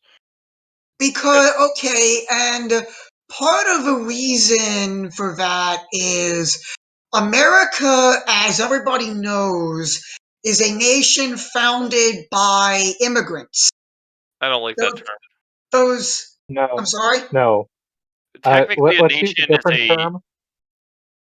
Technically, a nation is like a ethnic, culturally homogenous people. So the term "nation of immigrants" is sort of a nation of nations is sort of contradictory. Unless all those immigrants are coming from one specific place, then technically a nation of immigrants is a dumb term, but we use it anyway. I mean, you could broaden the term to say it is a nation of European nations, if you want to be very exact, because most of our founding so let are me European. rephrase this. America is a nation consisting mostly of people from European nations. And those European nations are central to the story of our nation, to the story of America, to the story of the United. Go ahead, Charles. And also we don't have. We do have a lot. We do have a lot of saints. It's just that they're not particularly well known. Like Saint Elizabethan Saint is probably like the most well known American saint, and so Right. filling up our like national like holidays with American saints would sort of be a cumbersome, well, not cumbersome task, but a more difficult task, I guess. Yes. It would be a very difficult. It would be a very difficult task to fill with just American saints because the first U.S. born saint, I believe, was canonized in the 20th century. Yeah. So you can imagine how I'd also difficult like that to. is. Yeah, I'd also like to comment. There's especially in high Hispanic areas in the United States. Well, actually, I hate the term Hispanic. Mestizo areas in the United States. There's massive reverence for Our Lady of Guadalupe. I would probably Absolutely. include that Oh yeah. because also we do encompass former Mexican territories. So Yes, and Our Yeah. Lady of Guadalupe is the Empress of the Americas. The yeah, based Latino, when Latinos are Catholic, they're really Catholic, and that's very admirable. And Of then course, we come along and make with our foreign we medal other pervert them. countries. Yeah. yes, and of course, the other date that I would set aside as a federal holiday isn't necessarily a saint's feast day, and I don't know the date off the top of my head, but it is the founding of the now Archdiocese of Baltimore, which is the first Roman Catholic diocese in the 13 colonies that would found the United States of America. I think it was no. Well, it was actually founded after independence because before that we were under the what's the term where it's not technically a diocese because the bishops aren't really. Mission territory? No, it was some other territory. It was whatever that was of London that we were under because of our status as essentially just a continuation of the old of merry old England. It was Very founded, back the before they left. Diocese of Baltimore, the Archdiocese of Baltimore was founded November 6, 1789. Yeah, so we were already an independent country at that point. So we were under England's well, not England's, but the apostolic, whatever the term was, for a few years after independence. Yes. So So we I'd have also like to November. So petition. we have November 6th. We also don't really want to take away the Thanksgiving holiday, even though it's Puritan. really. I'm Well, sorry. not Puritan. Yeah, There's we massive really don't want to take that away because we're thanking God for the bountiful harvest. We don't We want just to take that away. Catholicize it. There's November 6th. There's November 6th. Whenever Thanksgiving is, it's movable. December 8th, which is the feast of the Feast of Immaculate Conception, patroness of our nation. December 12th, Our Lady of Guadalupe. There's Christmas. There's a whole bunch of other. There's March 17 and 19. There is, I don't know when those other feast days are. Somebody else can fill me in on that. So I'm just going to make a petition. He's technically not a saint, but he is a very well-known American Catholic, General George S. Patton. He died. It was between, I think it was the 21st to 23rd. I forget exactly the day, but I know it was late December. He was Catholic. Yeah, he was. Like George S. Patton, the guy who the guy who was killed in a car accident, quote unquote. Not to get into that conspiracy, but that one. Anyway, let's Yeah, move that on. one. And instead of giving Easter off, I would give off for the triddle. I would give a half day on Holy Thursday, and then from the afternoon of Holy Thursday until Easter Monday, just give that off. and that will be the Easter celebration. But I just saying with George's patent, like one of probably many American folk heroes. There's also like the problem with America, like that was actually voiced by the Iranian government after we killed their general was, who do we kill? SpongeBob? We don't have any folk heroes in America. So it'd be Yeah. best to prop yeah, it's we have this problem of we don't have any heroes in our society. So propping up these actual historical figures would be a good step, Like, even if they aren't saints. Like where'd you get that Patton's a Catholic thing? I had never heard that. you look up his Wikipedia page if you want to, but yes, he was a Catholic. I know that for certain. Hold on, I was pausing through it. Let's okay. Um, all right, I would say he was like he actually was very esoteric Catholic too. So he got define into esoteric mysticism. Catholic real quick. So I mean, it's kind of hard to explain because like Catholicism does have some mystic elements, but it's not really meant for the average person to delve into, and most Right. people don't know about it. Can't Most people don't understand Catholic mysticism, but it does exist as a school of thought within the Catholic Church, but is very rare. And George's Patton was very much into Catholic mysticism, which I believe he converted into Catholicism, and that was one of the reasons why, because he believed in a more metaphysical understanding of the world compared to most American contemporaries. And according to one of our guys, Leon, he was Episcopalian. I believe that's the religion he was born into, but he did convert to Roman Catholicism. I know that for sure. On his deathbed, he was received by a priest for last rites.